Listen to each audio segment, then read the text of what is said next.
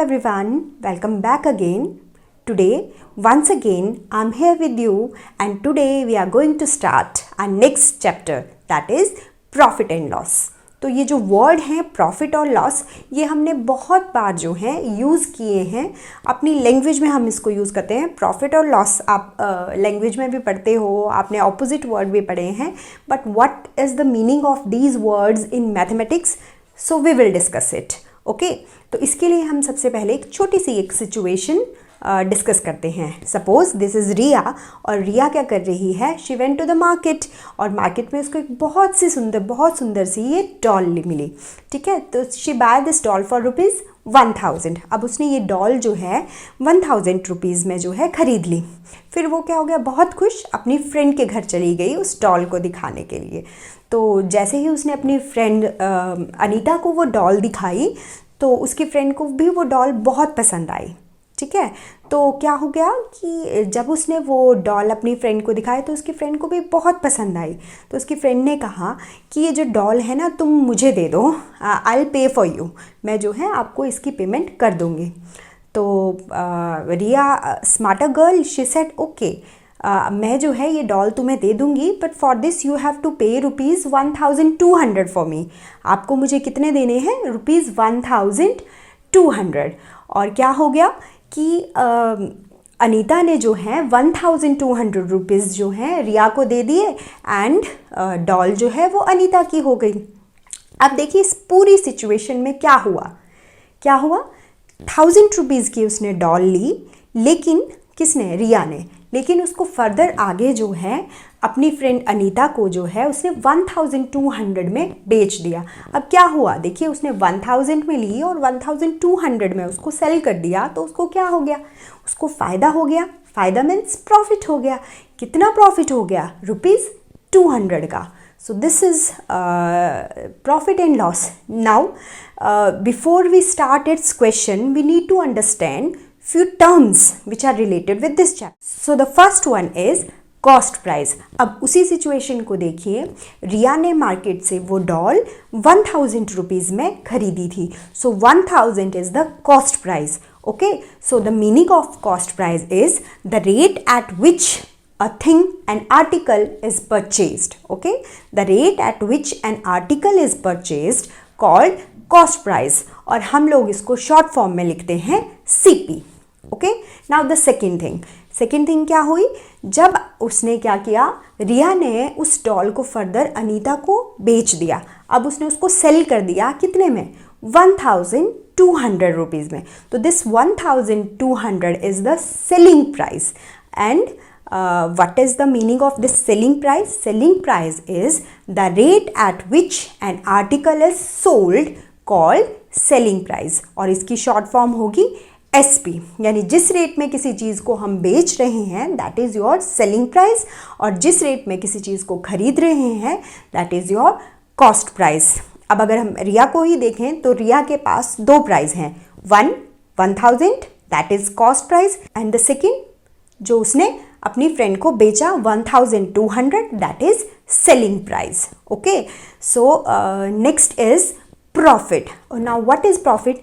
When, अब देखिए profit उसको कैसे हुआ, उसने जो कॉस्ट प्राइस में, उसका जो कॉस्ट प्राइस था वो उसके सेलिंग प्राइस से कम था.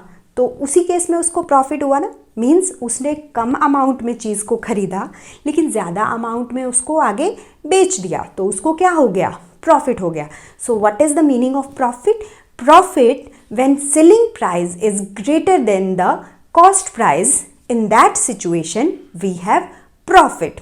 ओके, अगर हम इसी सिचुएशन को फिर से लें, मान लीजिए अब रिया वही डॉल 1000 रुपीज़ में ले रही है, और आगे अपनी फ्रेंड अनीता को वो उसको 500 रुपीज़ में बेच रही है. ओके, तो इन दैट केस अब उसको क्या हो गया, देखिए कॉस्ट प्राइस ₹1000, सेलिंग प्राइस ₹500. अब उसको क्या हो गया?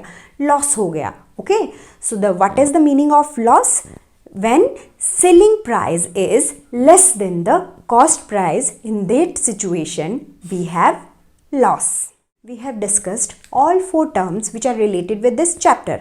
First is cost price, that is the rate at which an article is purchased. Second, selling price, the rate at which an article is sold. Third one, profit. So when a selling price is greater than cost price, we have profit.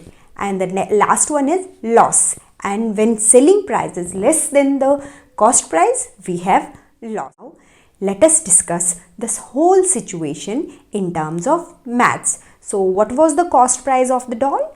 Cost price of doll is equal to rupees 1000. Okay, and selling price of doll, जो उसने अपनी friend को cell किया था रिया ने, rupees 1200. सो अब आपको क्या कहा मैंने कि whenever selling price is greater than cost price, in that situation we have profit. इसका मतलब इस सिचुएशन में क्या हो रहा है, प्रॉफिट हो रहा है. Okay, so how to find this profit? Will subtract the smaller amount from the bigger amount. तो किससे क्या सब्ट्रैक्ट करना है? हम सेलिंग प्राइस में से कॉस्ट प्राइस सब्ट्रैक्ट करेंगे. And this is also the formula, profit is equal to selling price minus cost price. Okay, तो अब रुपीज 1200 माइनस rupees 1000 cost price. So after subtracting, we will get rupees 200 as profit.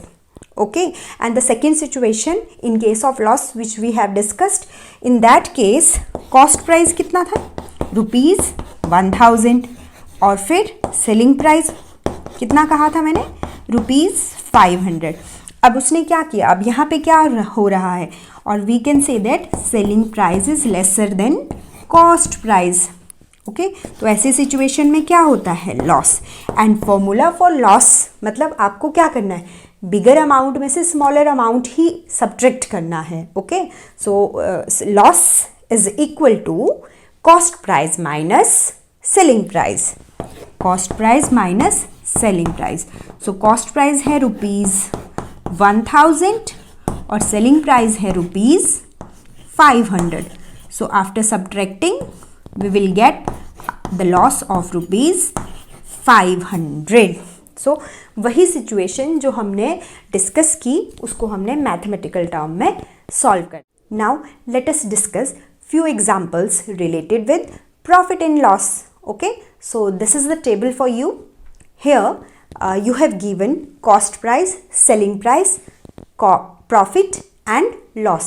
अब आपको ये याद रखना है कि आपके पास अगर कॉस्ट प्राइस और सेलिंग प्राइस दिया है तो जो आगे की दो टर्म है प्रॉफिट एंड लॉस, इन दो में से एक ही चीज़ होती है हमेशा किसी भी क्वेश्चन में. या तो किसी आर्टिकल को हम जब सेल करेंगे या तो हमें प्रॉफिट होगा या हमें लॉस होगा.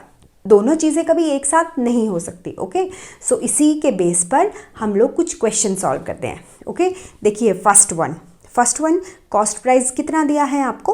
45. ओके, एंड सेलिंग प्राइस कितना दिया है? 58.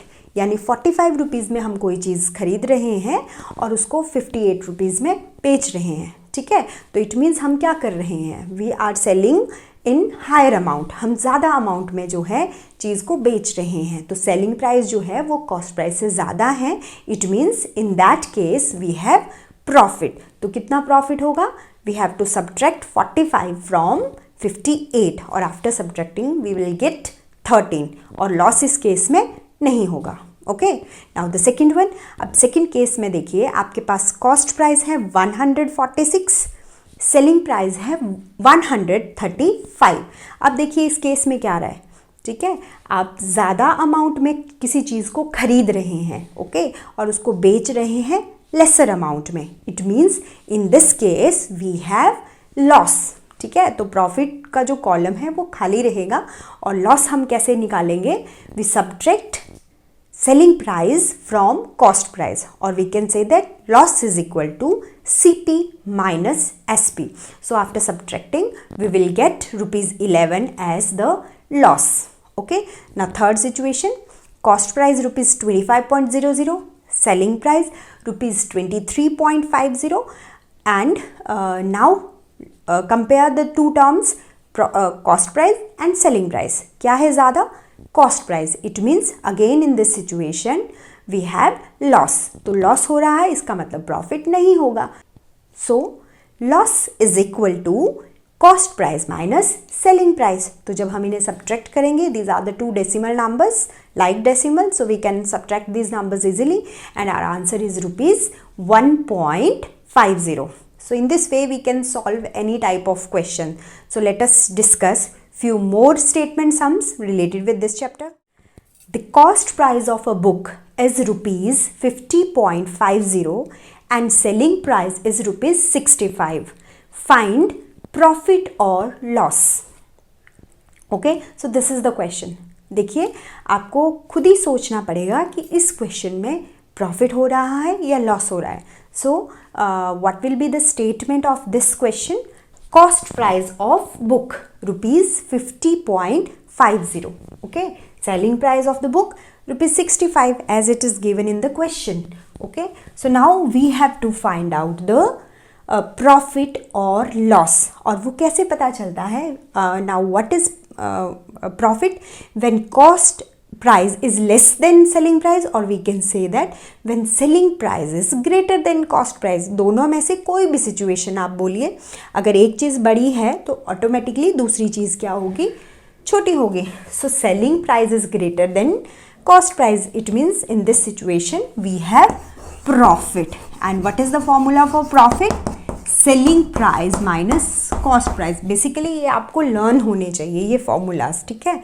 तो आप जल्दी क्वेश्चन को सॉल्व कर पाओगे, ठीक है?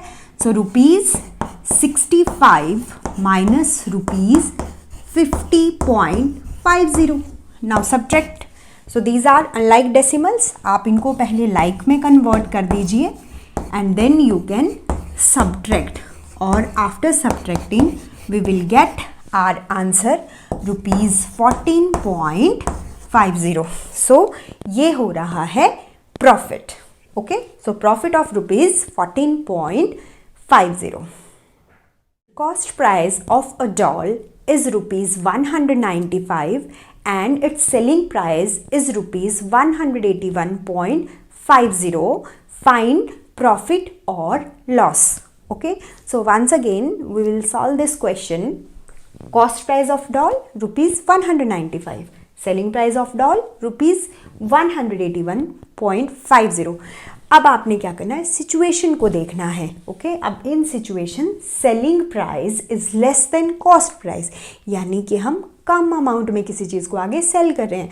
तो अगर हम कम अमाउंट में किसी चीज़ को सेल करते हैं, it means we have loss. And we know that loss is equal to cost price minus selling price. दोनों एक दूसरे के ऑपोजिट हैं, प्रॉफिट और loss. Okay, so your cost price is rupees 195 and selling price is rupees 181.50. Now subtract the two terms. Okay, so first you convert them into like decimal and then you can subtract, and after subtracting we will get 13.50 as a cost price of a pen is rupees 19 and selling price is rupees 24. Is there any gain or loss? How much? Okay, so once again the term gain is also known as profit. Profit को हम क्या कहते हैं?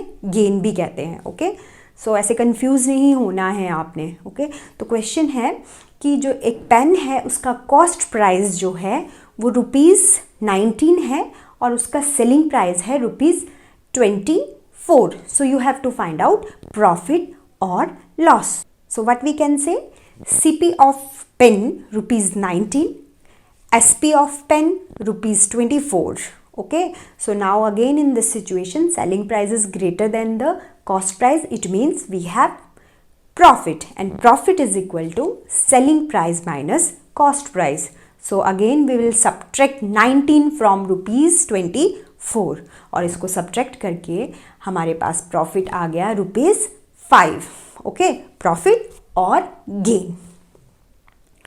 So in this way we can solve some questions related with profit and loss. Okay, so in our next videos we will discuss few more examples and few more questions related with this topic. Till then you practice such type of questions. Thank you and have a nice day.